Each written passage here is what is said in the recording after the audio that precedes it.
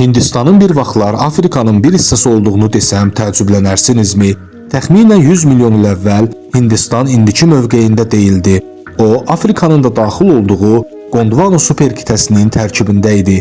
Daha sonra yer qabığında nəhəng tektonik qırılmalar nəticəsində Gondwana parçalandı və Hindistan tavası ayrılaraq ildə orta hesabla 15-20 sm sürətlə şimala doğru hərəkət etməyə başladı.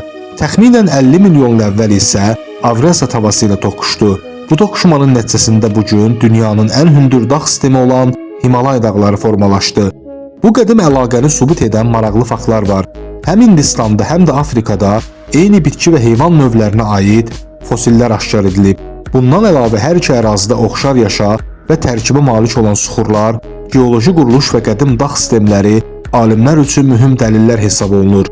Bu hadisə üçün ən güclü sübutlardan biridir. Qitələrin milyonlarla il ərzində yerini dəyişməsi və yer səthinin daim dəyişdiyini göstərir. Bu proses bu gün də davam edir.